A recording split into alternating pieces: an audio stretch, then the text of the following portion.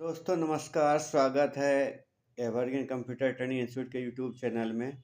आज हम electrician trade से क्वेश्चन लेके आए हैं जो LPCVT 2 की तैयारी कर रहे छात्राओं के लिए बहुत ही मददगार साबित होंगे।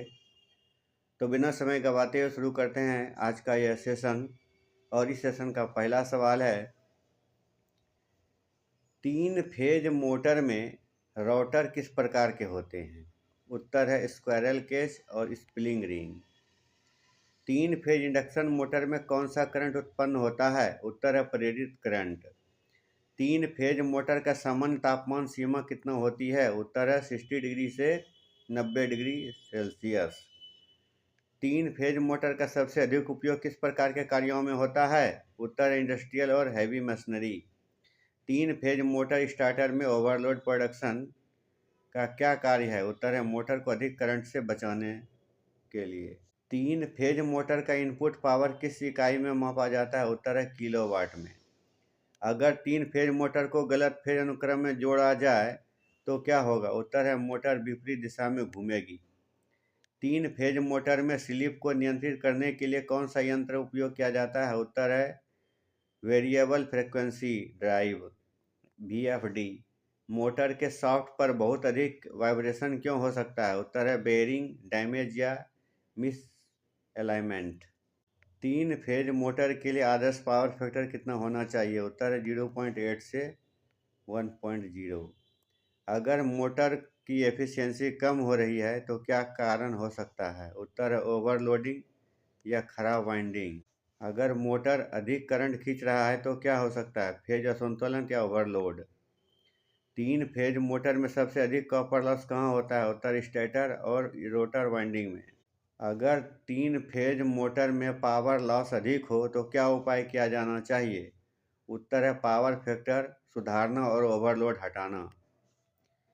3 फेज मोटर की गति को कैसे घटाया जा सकता है? उत्तर है फ्रीक्वेंसी कम करके।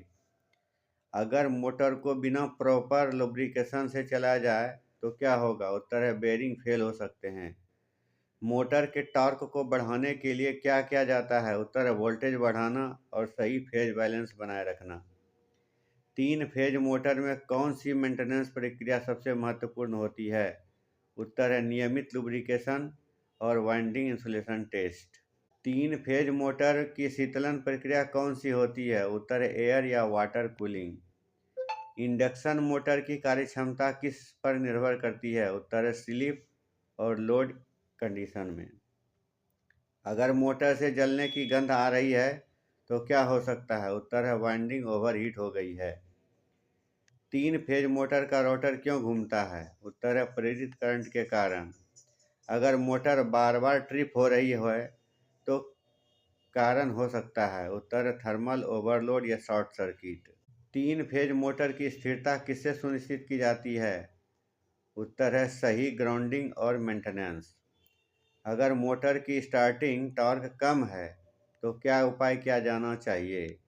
उत्तर है कैपेसिटर जोड़ना या स्टार्टर का उपयोग करना। 3 फेज मोटर की गति को बढ़ाने के लिए क्या किया जाता है? उत्तर है फ्रिक्वेंसी बढ़ाई जाती है। 3 फेज मोटर का सामान्य ऑपरेटिंग फ्रिक्वेंसी क्या होती है? उत्तर है 50 हर्ट्ज या 60 हर्ट्ज। अगर मोटर के स्टेटर में शॉर्ट सर्किट हो जाए तो क्या होगा? उत्तर है मोटर नहीं चलेगी और फ्यूज उड़ सकता है। 3 फेज मोटर का टर्मिनल कनेक्शन किस पैटर्न में होता है? उत्तर स्टार या डेल्टा कनेक्शन। 3 फेज मोटर का वोल्टेज रेटिंग आमतौर पर कितनी होती है? उत्तर है 230 वोल्ट, 415 वोल्ट, 690 वोल्ट या अधिक। 3 फेज मोटर का उपयोग सिंगल फेज सप्लाई पर कैसे किया जा सकता है? उत्तर कैपेसिटर कनेक्शन का उपयोग करके। अगर मोटर को बहुत अधिक करंट सप्लाई किया जाए तो क्या होगा? उत्तर है वाइंडिंग जल सकती है। इंडक्शन मोटर के स्टेटर में किस प्रकार की वाइंडिंग होती है? उत्तर है 3 फेज AC वाइंडिंग। अगर मोटर में फेज असंतुलन है तो क्या प्रभाव होगा? उत्तर है वाइंडिंग हीट होगी और एफिशिएंसी घटेगी।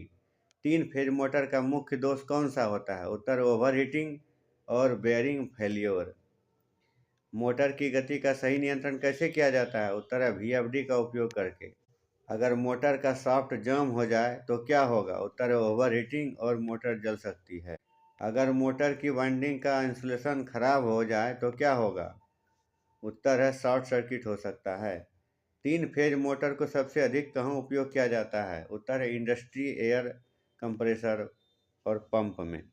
अगर मोटर स्टार्ट नहीं हो रही है तो सबसे पहले क्या जांचना चाहिए? उत्तर है सप्लाई, वोल्टेज और फेज कनेक्शन। अगर मोटर का करंट बहुत अधिक बढ़ जाए तो क्या उपाय किया जाता है? उत्तर ओवरलोड रिले और फ्यूज लगाना।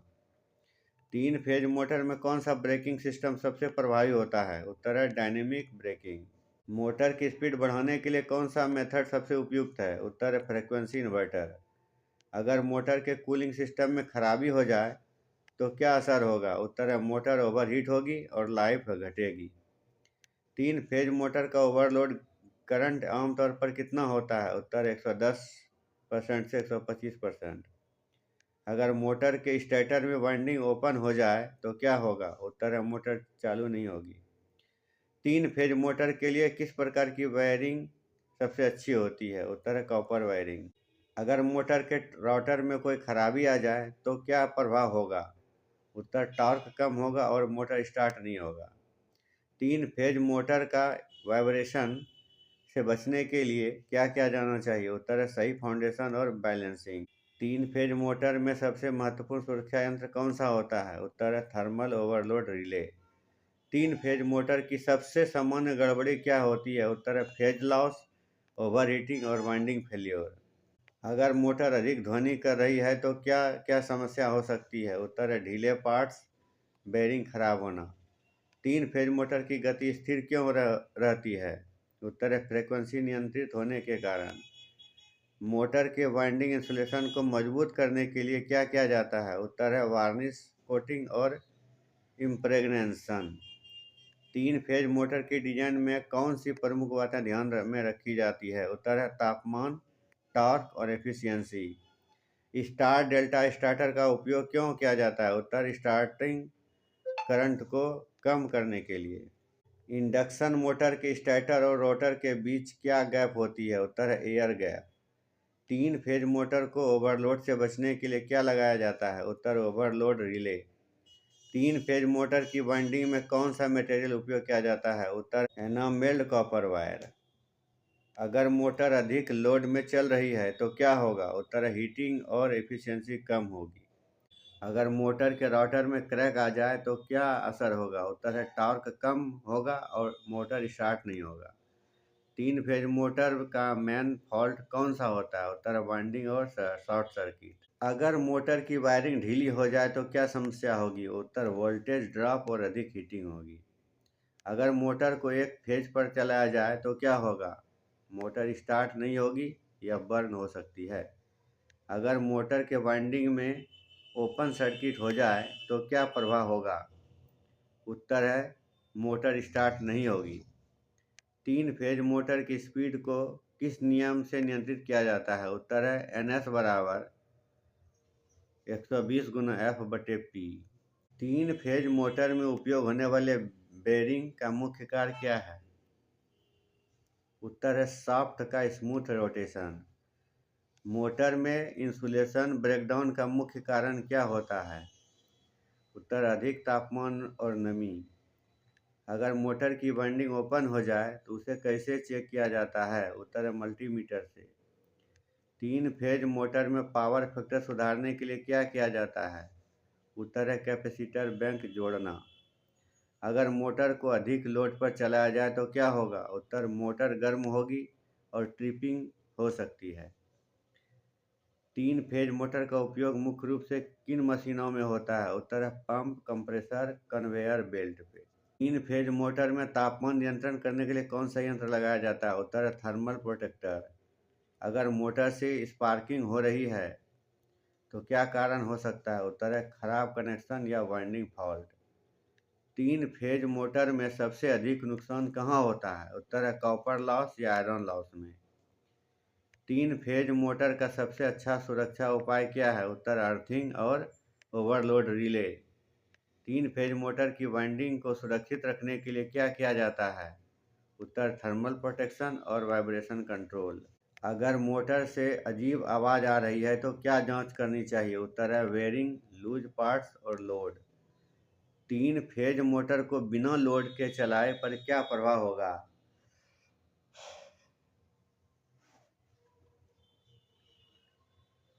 कम करंट खींचेगी लेकिन एफिशिएंसी भी कम होगी।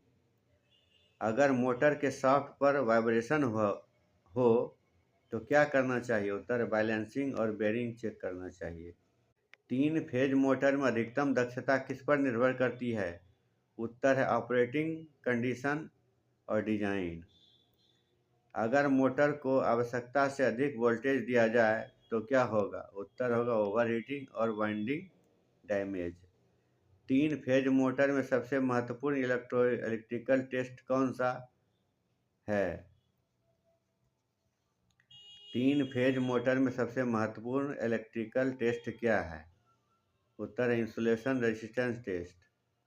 मोटर की गति को परिवर्तित करने के लिए कौन सी विधि सबसे उपयुक्त है? उत्तर है वेरिएबल फ्रीक्वेंसी ड्राइव, VFD।